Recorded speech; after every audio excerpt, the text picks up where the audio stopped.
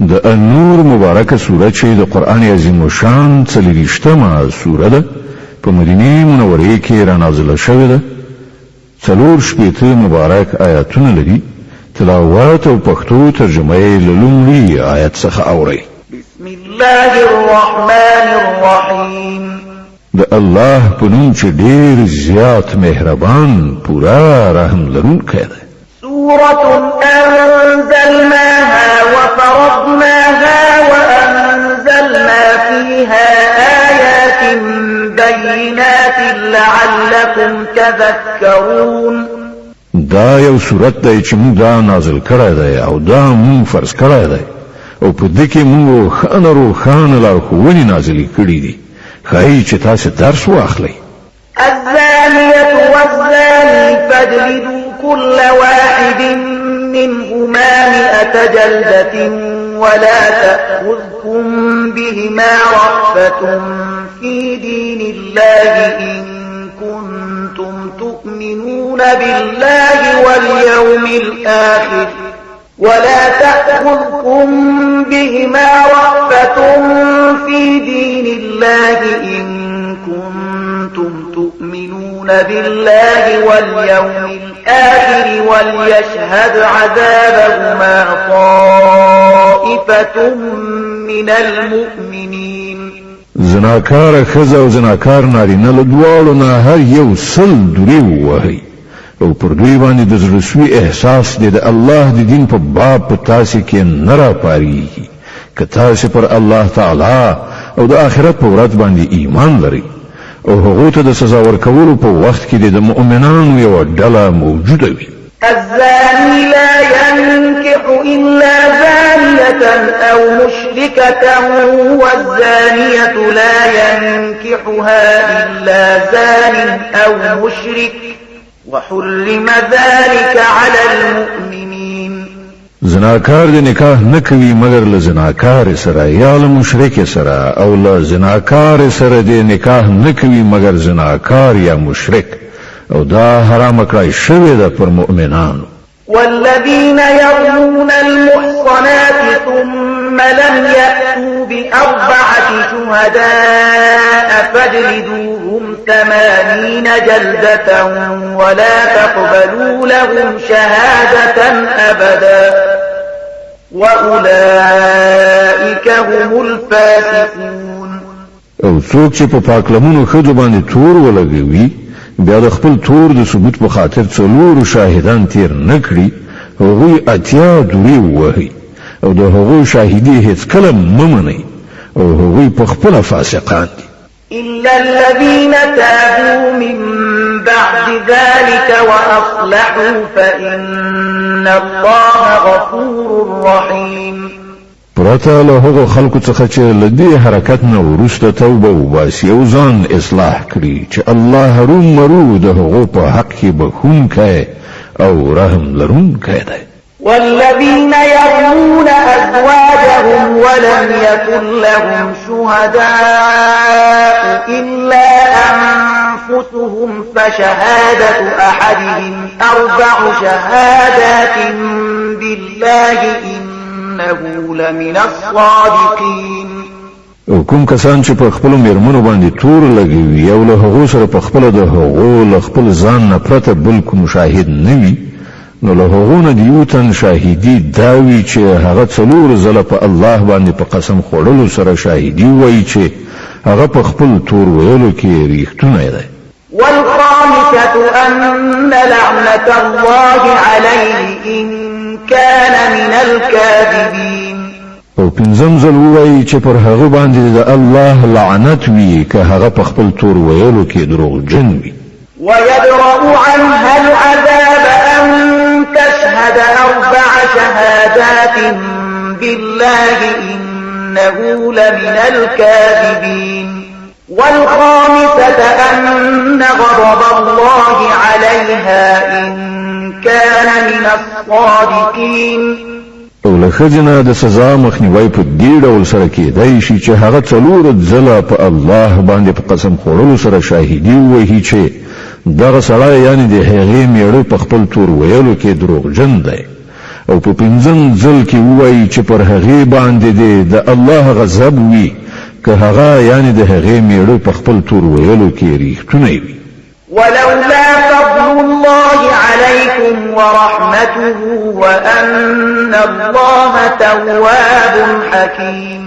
که په تاسو خلکو د الله فضل او د هغه رحم نه وای او دا خبره نه وای چې الله خورا ښه پام لرونکی او د حکمت خاوند دی نو پر میرمنو باندې د تور ویلو موضوع به تاسو په لوی کړکېچ کې غورځولي وي.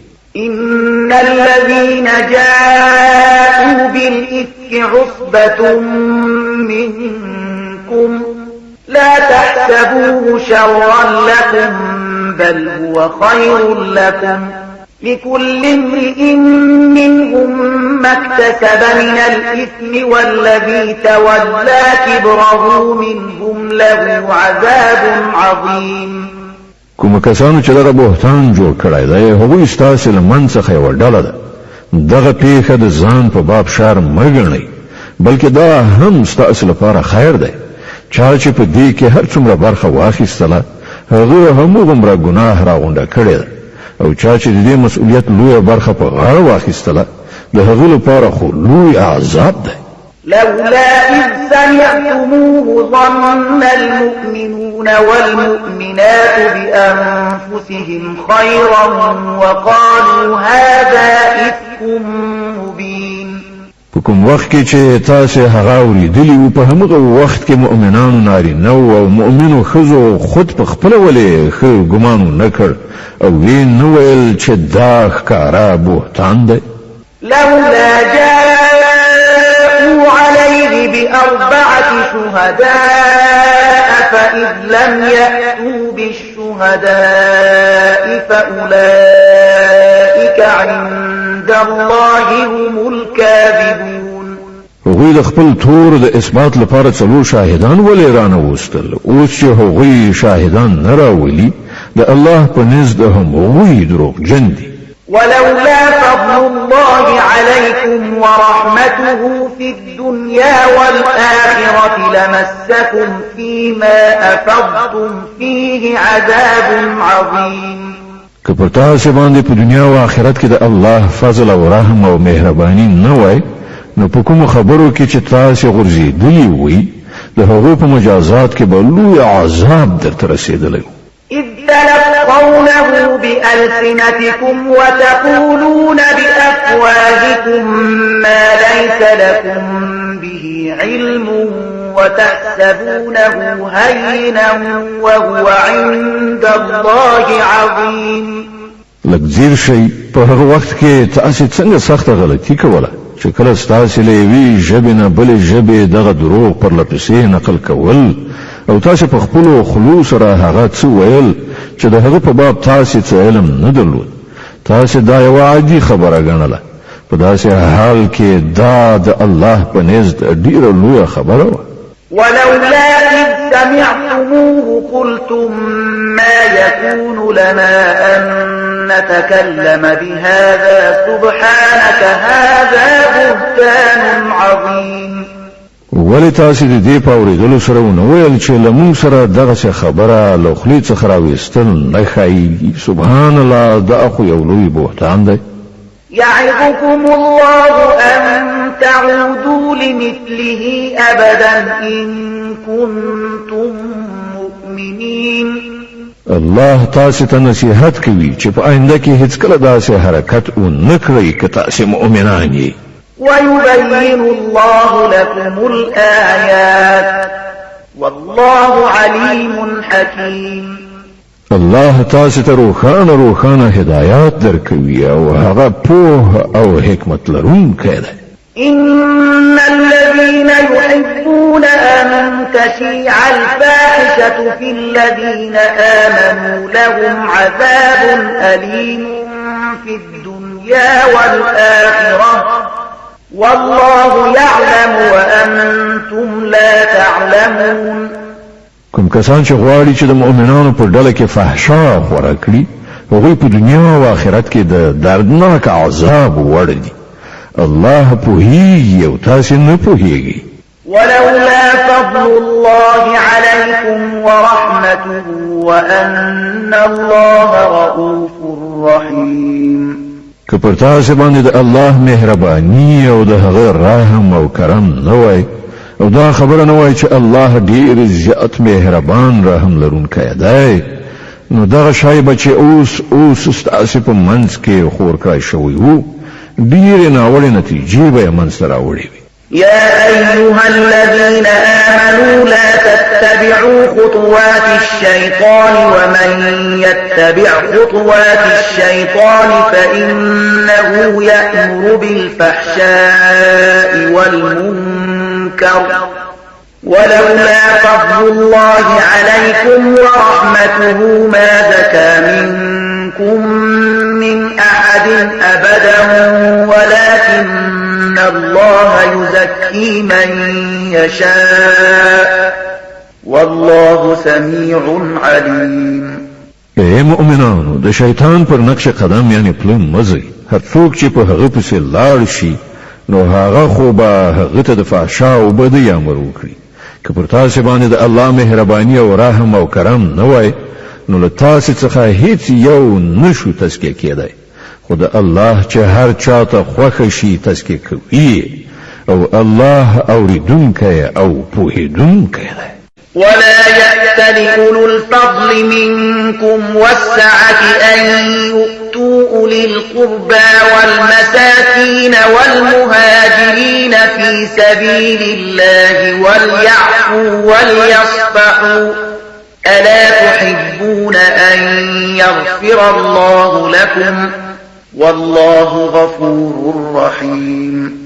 لتاسنه چې کوم کسان د مالی وس او قدرت خاوندان دي هغوی د دې خبرې قسم نه کوي چې له خپل خپلوانو مسکینانو د خدای د لارې مهاجرینو سره مرسته ونه کړي. هغوی باید معاف کړای شي او ورڅخه تیریدنه وشي. آیا تاسو نه غواړئ چې الله تاسو ته بخښنه وکړي؟ او د الله صفت دا دی چې هغه بخښونکی مهربان دی. إن الذين يرمون المحصنات الغافلات المؤمنات لعنوا في الدنيا والآخرة ولهم عذاب عظيم. کوم کسان چې پر پاکلمونو نه خبره مؤمنو ښځو باندې تورونه ټپي پر هغو باندې په دنیا او آخرت کې لعنت وکړای شو او د هغو لپاره لوی عذاب دی. يوم تشهد عليهم ألسنتهم وأيديهم وأرجلهم بما كانوا يعملون. هغوی د هغه ورځ نه هیروي چې کله د هغو خپل ژبې او د هغو خپل لاسونه پکې به د هغو په کړو شاهدي ووایي. يومئذ يوفيهم الله دينهم الحق ويعلمون أن الله هو الحق المبين. په هغه ورځ به الله تعالی هغه بدله هغو ته بشپړه ورکړي چې هغوی مستحق دي او ورته څرګنده بشي چې یوازې الله حق دی د رښتیا او رښتیا ښوونکی. الخبيثات للخبيثين والخبيثون للخبيثات والطيبات للطيبين والطيبون للطيبات أولئك مبرؤون مما يقولون لهم مغفرة ورزق كريم. ناپاکی خځې د ناپاکو نارینهو لپاره دی او ناپاکه نارینه د ناپاکو ښځو لپاره. پاکه خځې د پاکو نارینهو لپاره دی او پاک نارینه د پاکو ښځو لپاره. د دوی لمن له هغو خبرو څخه پاکه ده چې جوړونکي یې غوټه کوي. د دوی لپاره بخښنه ده او ښه روزي. يا أيها الذين آمنوا لا تدخلوا بيوتا غير بيوتكم حتى تستأنسوا وتسلموا على أهلها ذلكم خير لكم لعلكم تذكرون. اے مؤمنانو، لخپل کورونو څخه پرته نور کورونو ته تر هغه پورې مننه وځي تر څو چې رضایت ترلاسه نه کړئ او پر کورنۍ باندې سلام وانه چوي. دا کړن لار ستاسو لپاره ډیره ښه ده. ایله د چې تاسو به دې ته پاملرنه وکړئ. فإن لم تجدوا فيها أحدا فلا تدخلوها حتى حتى يؤذن لكم وإن قيل لكم ارجعوا فارجعوا هو أزكى لكم والله بما تعملون عليم. نو که هلته مو څوک نه میندل نو مننه وځي تر څو چې تاسو ته اجازه ونشي، او که تاسو ته وویل شي چې بیرته وګرځئ نو بیرته لاړ شئ. دا ستاسو لپاره ډیره پاکه کړنداره ده او تاسو چې څه کوئ الله ورباندې ښه پوهیږي. ليس عليكم جناح أن تدخلوا بيوتا غير مسكونة فيها متاع لكم والله يعلم ما تبدون وما تكتمون. البته ستاسو لپاره په دې کې څه باک نشته چې داسې کورونو ته ننوځئ چې د چا د هستوګنې ځای نه وي او په هغه کې ستاسو د ګټې یا کار څه شی وي. تاسو چې څه ښکاره کوئ او څه چې پټوئ په ټولو باندې الله خبر دی. قل للمؤمنين يغضوا من أبصارهم ويحفظوا فروجهم ذلك أزكى لهم إن الله خبير بما يصنعون. ای پیغمبره مؤمنانو نارینه‌وو ته ووایه چې خپل نظر تر کنټرول لاندې وساتي او د خپلو شرمځایونو ساتنه وکړي. دا د هغو لپاره ډیره پاکه کړنداره ده. هغوی چې څه کوي الله پرې خبرېږي. وقل للمؤمنات يغضضن من أبصارهن ويحفظن فروجهن ولا يبدين زينتهن إلا ما ظهر منها وليضربن بخمرهن على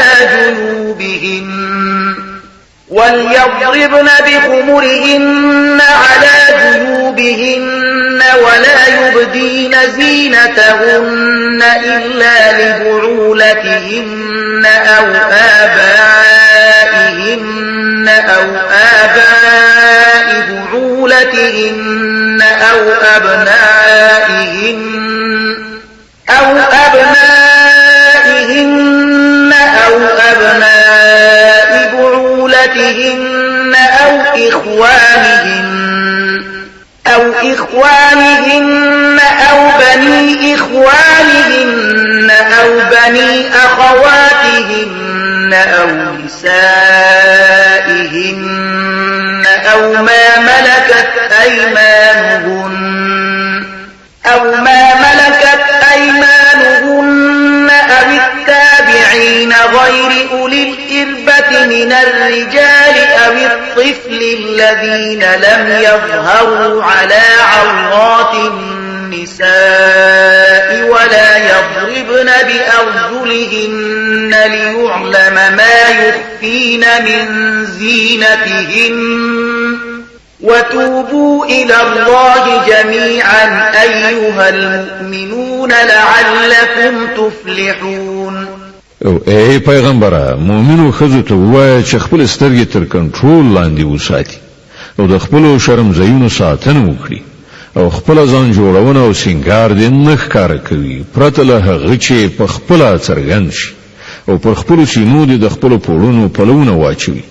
هغوی د خپل ځان جوړونه سینګار نه ښکاره کوي مګر د دې خلکو په وړاندې میړونه پلرونه د میړه پلرونه خپل زامن د میړونو زامن یعنی بنجان ورونه وریرونه خوریونه د خپل تبع ښځې یعنی مسلمانې خپل مملوک خپل هغه لاسلاندې نارینه چې څه بل شان غرض نه لري او هغه ماشومان چې لا تر اوسه پورې د ښځو له پټو خبرو سره آشنا شوي نه وي یعنی په هغو کې جنسي غریزې نه وي راژوندی شوي. هغوی د پر ځمکه باندې په زوره پښو وهلو سره په داسې شان تګ نه کوي چې د هغو د پټ کړي سینګار خلکو ته معلومات وشي. ای مؤمنانو تاسو ټول په ګډه سره الله ته توبه وباسئ. هیله ده چې برای در په برخه شي.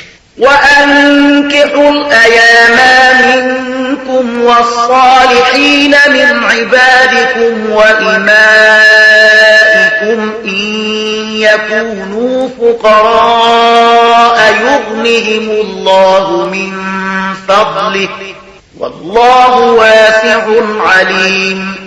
لتاسې نه چې کوم کسان مجرد وي او ستاسې له وینځو او غلامانو څخه چې څوک نیکان وي د هغو نکاح وکړئ که هغوی بېوزلي وي نو الله به په خپل مهربانۍ سره هغوی شتمن کړي الله ښه پراختیا راوستونکی او د علم څښتن دی وليستعفف الذين لا يجدون نكاحا حتى يغنيهم الله من فضله والذين يبتغون الكتاب مما ملكت أيمانكم فكاتبوهم إن علمتم فيهم خيرا وآتوهم مما لله الذي آتاكم ولا تكرهوا فتياتكم على البغاء إن أردنا تحصنا لتبتغوا عرض الحياة الدنيا ومن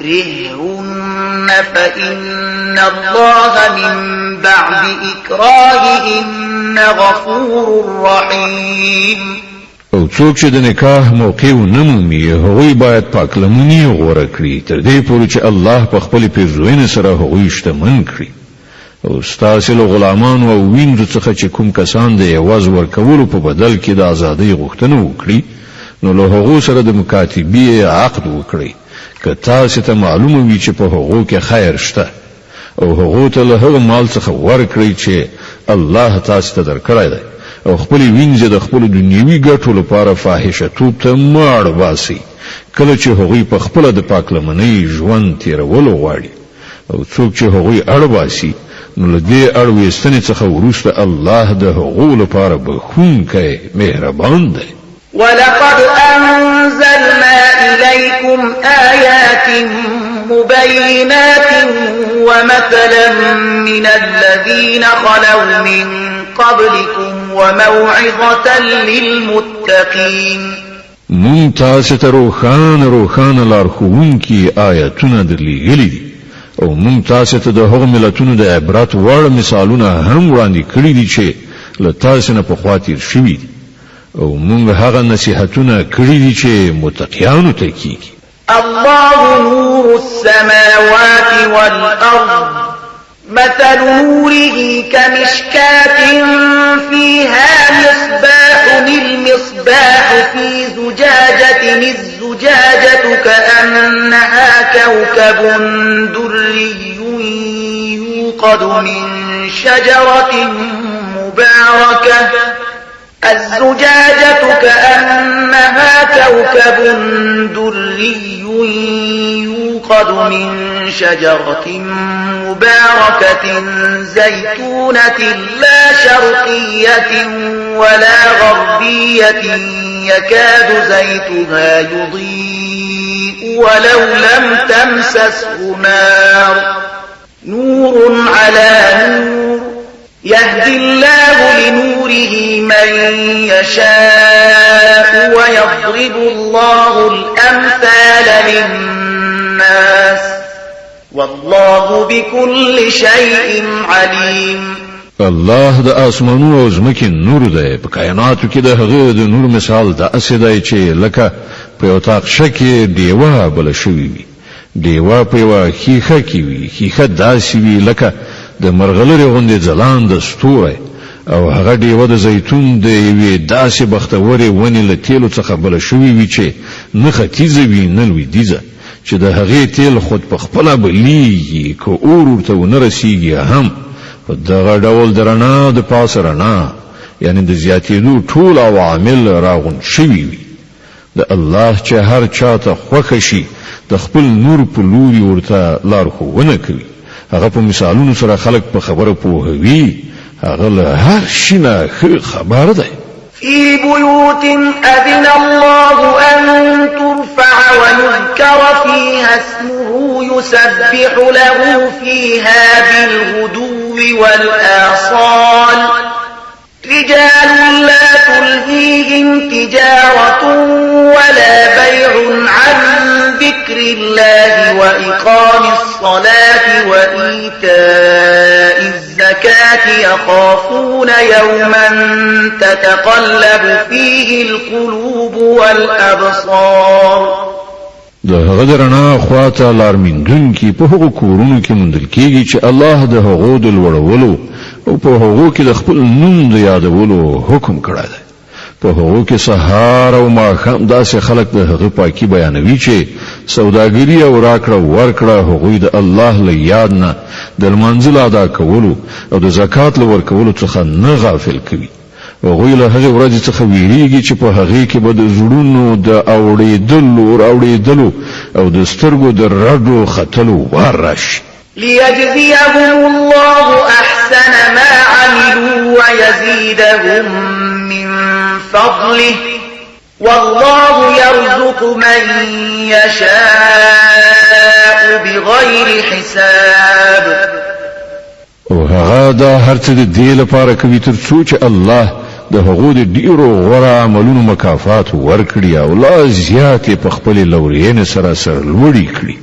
الله به حساب ورکړه کوي هغه چاته چې خوښ شي. والذين كفروا أعمالهم كسراب بقيعة يحسبه الظمآن ماء حتى إذا جاءه لم يجده شيئا ووجد الله عنده فوفاه حسابه والله سريع الحساب.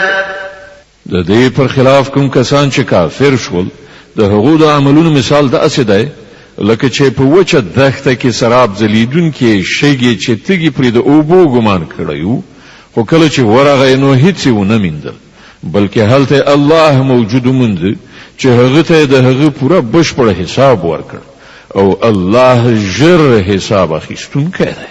أو كظلمات في بحر لجي يغشاه موج من فوقه موج من فوقه سحاب ظلمات بعضها فوق بعض إذا أخرج يده لم يكد يراها ومن لم يجعل الله له نورا فما له من نور. یا خود هغه مثال داسې دی لکه په یو ژور سمندر کې تیاره چې د پاسه یو څپه خوره شوې ده د هغې د پاسه یو بله څپه او د هغې د پاسه وریځ په تیاره باندې تیاره مسلطه ده. که انسان خپل لاس وباسي نو هغه هم نشي لیدلی. چاته چې الله رڼا ونه بخي د هغه لپاره بیا هیڅ رڼا نشته. ألم تر أن الله يسبح له من في السماوات والأرض والطير صافات كل قد علم صلاته وتسبيحه والله عليم بما يفعلون. آیتن نویني چې په پاکۍ سره الله ستایي ټول هغه مخلوقات چې په اسمانونو او ځمکه کې دي او هغه الوتونکي چې په وزرونو غوړولو سره الوزي. هر یو د خپل منځ او ثنا ستاینې کړنلاره پیژني او دوی ټول چې څه کوي الله ورڅخه خبرېږي. د النور مبارکه سوره چې د قرآن عظیم شان 30مه سوره ده په مدینه منوره کې را نازله شوې ده. 4 مبارک آیاتونه لري. تلاوت او پښتو ترجمه یې له 40 آیت څخه اوري. ولله ملك السماوات والأرض وإلى الله المصير. د اسمانونو او ځمکې پاچاهي یوازې د الله لپاره ده او د همغه لوري ته د ټولو ورګرځېدل دي. ألم تر أن الله يزجي سحابا ثم يؤلف بينه ثم يجعله ركاما فترى الودق يخرج من خلاله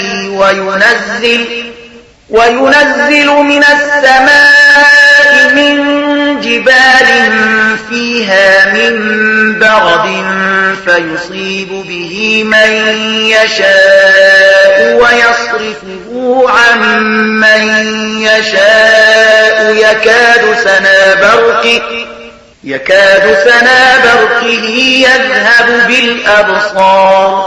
آیتن نویني چې الله وريز ورو خوځوي بیا د هغې ټوټې سره یو ځای کوي بیا د هغې پر راغونډولو سره یوه درنده وریځ تشکیلوي بیا ته ویني چې د هغې له پوښ نه د باران څاڅکي راڅڅېږي او هغه له اسمانه د هغو غرونو په برکت چې په هغه کې هسک ولاړ دي ګلی وروي نو چاته چې خوښه شي په هغې سره زیان اړوي او چاته چې خوښه شي له هغې نه یې ژغوري د هغې د برق برېښنا سترګې برېښوي يقلب الله الليل والنهار إن في ذلك لعبرة لأولي الأبصار همغه شپې ورځې اړوي را اړوي په دې کې د سترګور یعنی د بصیرت د خاوندانو لپاره یو درس دی والله خلق كل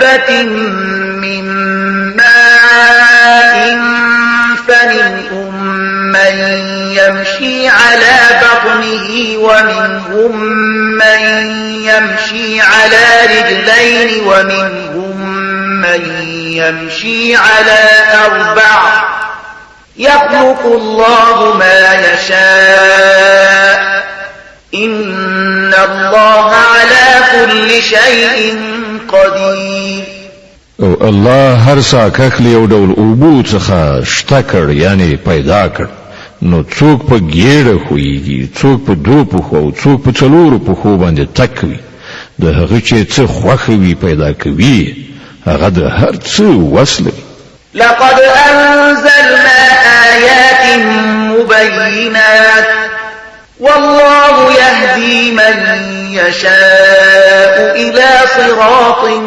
مستقيم موږ روښانه حقیقت ښوونکي آیتونه نازل کړي دي وړاندې د سمې سیخې لارې لوري ته لارښوونه چې د الله چاته خوښه شي کوي ويقولون آمنا بالله وبالرسول وأطعنا ثم يتولى فريق منهم من بعد ذلك وما أولئك بالمؤمنين دوی وایي چې موږ پر الله او پیغمبر باندې ایمان راوړی دی او موږ اطاعت منلی دی خو له دې نه وروسته له دوی څخه یوه ډله له اطاعت نه مخ اړوي دغسې خلک هیڅکله مؤمنان نه دي وإذا دعوا إلى الله ورسوله ليحكم بينهم إذا فريق منهم معرضون کله چې د الله او د پیغمبر لوري ته بلل کېږي تر څو چې پیغمبر د دوی خپل منځي دعوا فیصله کړي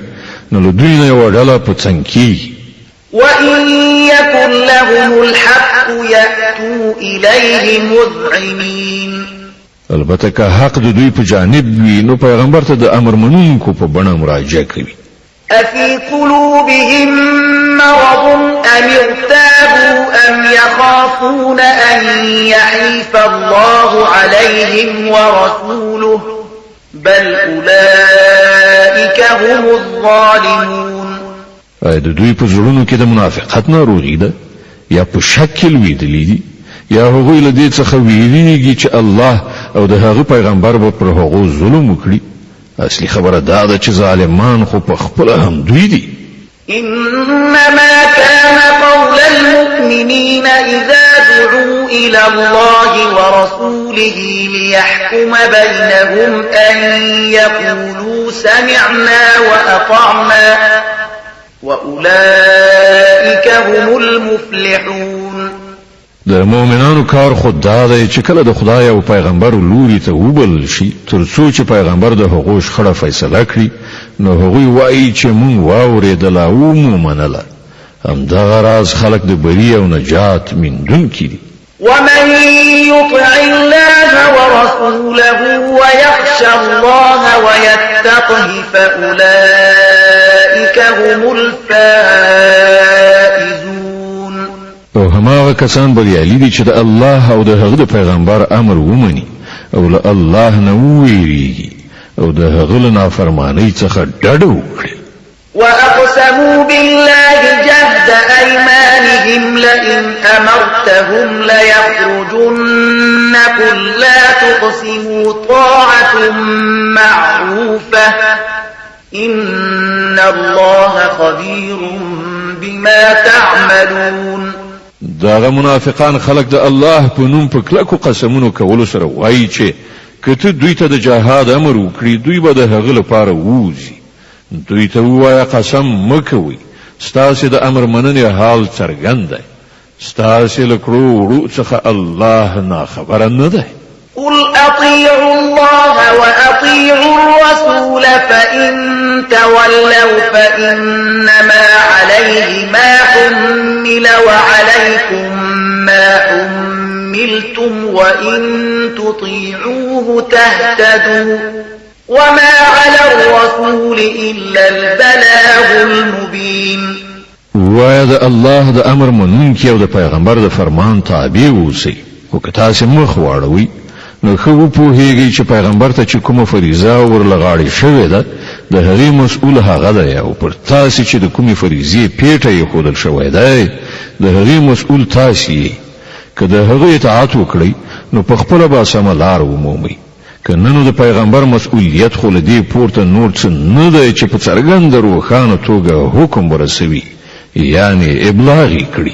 وعد الله الذين آمنوا منكم وعملوا الصالحات ليستخلفنهم في الأرض كما استخلف الذين من قبلهم وليمكنن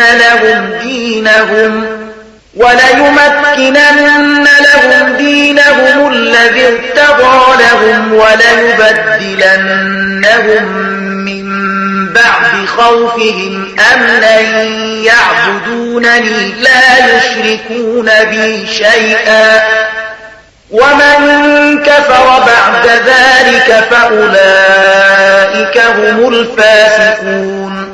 الله لتاسو نه د هغو کسانو سره چې ایمان راوړي او ښه عملونه وکړي وعده کړې ده چې هغوی په ځمکه کې هماغه شان خلیفګانو ګرځوي لکه چې له هغو نه مخکې تیر شوي خلک یې ګرځولي وو. د هغو لپاره به د هغو هغه دین په محکمو بنسټونو ودروي چې هغه الله تعالی د هغو لپاره خوښ کړی دی او د هغو د ویرې اوسنی حالت به په امن بدل کړي. هغوی د زما بندګي کوي او له ما سره د څوک نه شریکوي او څوک چې له دې وروسته کفر غوره کړي نو همداسې کسان فاسقان دي. وأقيموا الصلاة وآتوا الزكاة وأطيعوا الرسول لعلكم ترحمون. لمونځ قائم کړئ زکات ورکړئ او د پیغمبر اطاعت وکړئ هیله ده چې پر تاسو رحم وکړای شي.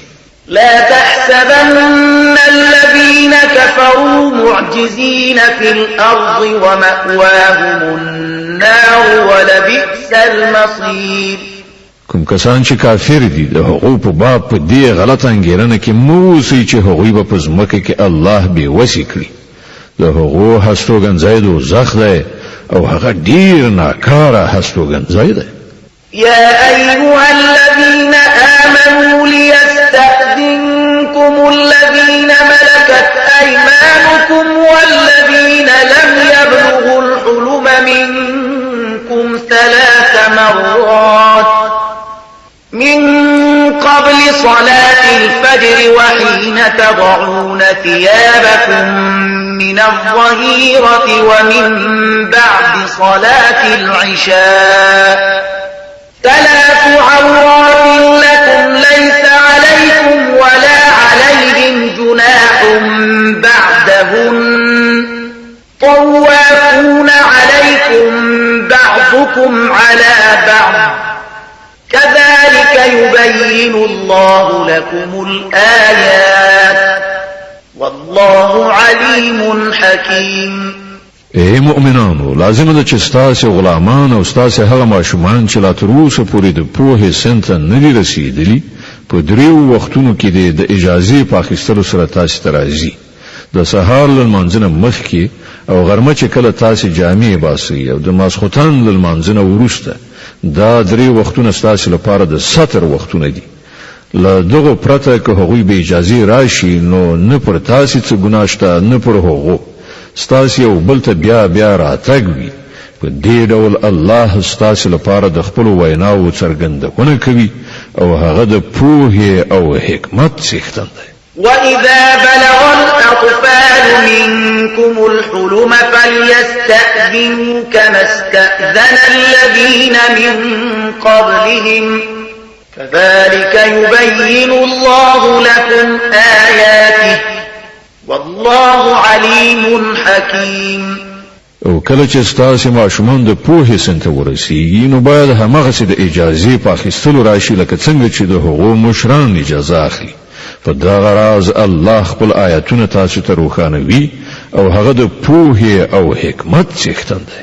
والقواعد من النساء اللاتي لا يرجون نكاحا فليس عليهن جناح أن يضعن ثيابهن غير متبرجات بزينة وأن يستعففن خير لهن والله سميع عليم.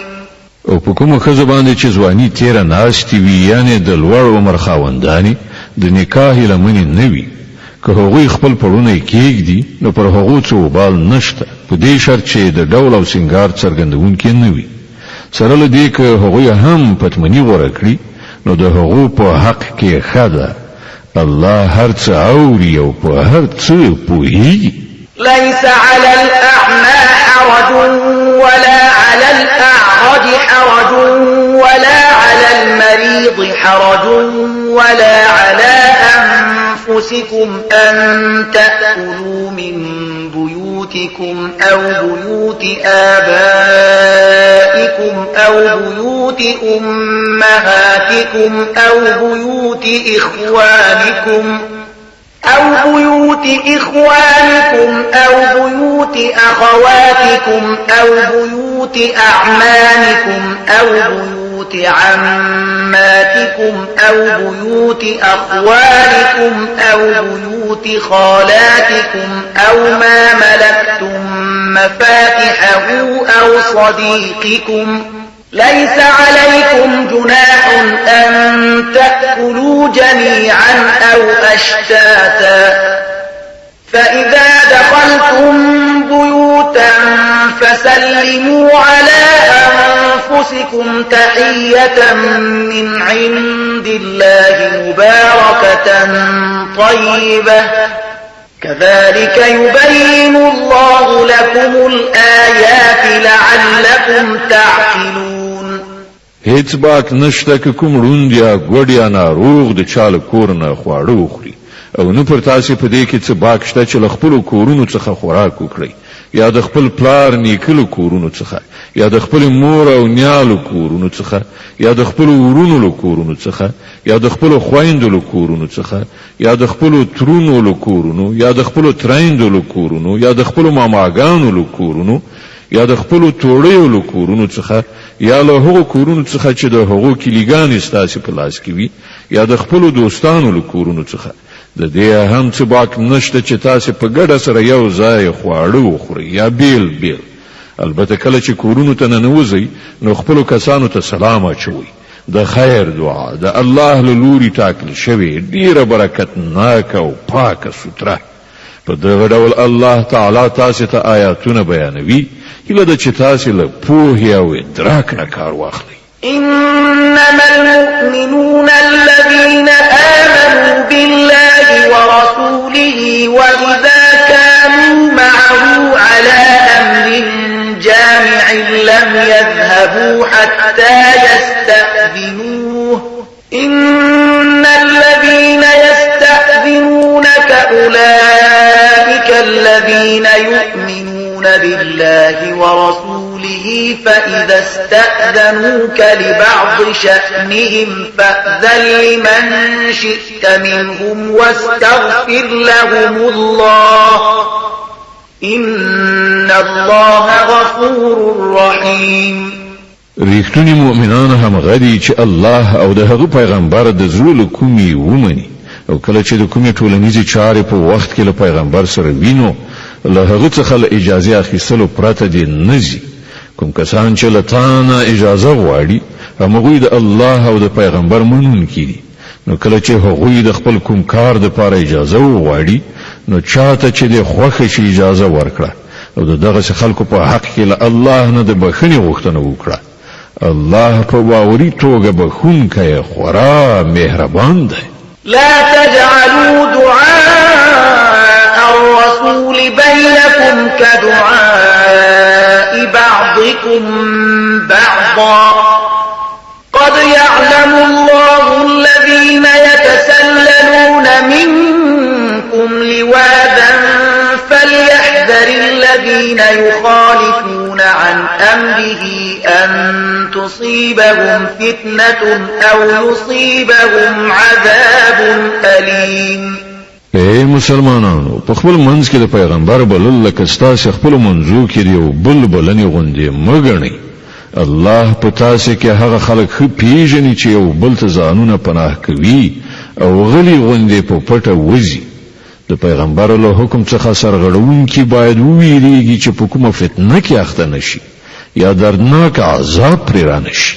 ألا إن لله ما في السماوات والأرض قد يعلم ما أنتم عليه ويوم يرجعون إليه فينبئهم بما عملوا والله بكل شيء عليم. خبردار اوسئ په اسمانونو او ځمکه کې چې هر څه دی د الله دی. تاسو چې په هر تګلاره یاست الله ور باندې پوهیږي. په کومه ورځ چې خلک د هغه لوري ته ور وګرځول شي هغه به هغه ته وروخی چې هغه څه کړي راغلي دي. هغه په هر څه عالم دی.